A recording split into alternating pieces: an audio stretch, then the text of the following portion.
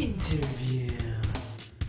I'm Jameson Doral. I'm lead level designer on Red Faction Armageddon, and basically what I do is, I lead a team of guys who are responsible for creating all of the experiences that you'll have in the game. We lay out the fun, essentially.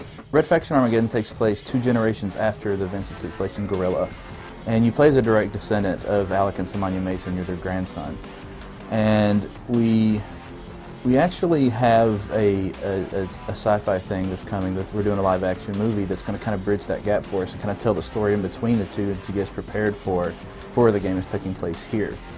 But basically what's happened recently in the world where we're at is about 10 years ago there was a war on the surface, and the colonists were forced to relocate underground, so they've had to rebuild everything. And over the last 3 days, this alien infestation has been unleashed, and it's essentially attacked them from behind. They weren't prepared for something to come in from behind their front lines of this war, or this surface war, and so they were basically decimated in a really short amount of time. So where we're at in the story right now, and what we're showing, is they don't know how many colonists are even still alive. They have no communication with the Marauders right now. They're looking around trying to find out who's still alive and even what the extent of the threat is. Well, we've got a lot of returning weapons, but on top of that, we also wanted to try and do some things that, cause more destruction than they did before. One of those is the magnet gun, and the magnet gun it's something I've never seen anywhere before. And basically what it does is it takes anything in the world and launches it anywhere else. So you're basically creating your own destruction, and you're turning the entire world into a weapon. One of the other ones that we're going to be showing is the Singularity Gun. And what it essentially does is it fires a black hole.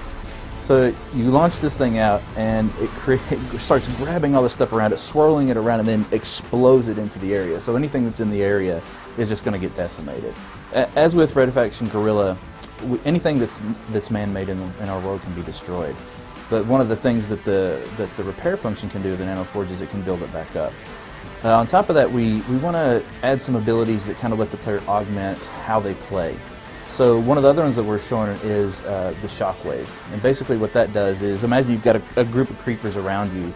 You hit Shockwave, it disables them temporarily and makes them a no threat, so you can now take them out quickly before they start to get their bearings about them again and come at you again. When you see the openings in the wall, that means this is a place they've chosen to kind of break into an area. Once the creepers have come in and killed the threats, then the infestation starts to come in, starts making its way in, and grabs onto anything that's man-made and essentially starts devouring it or eating it.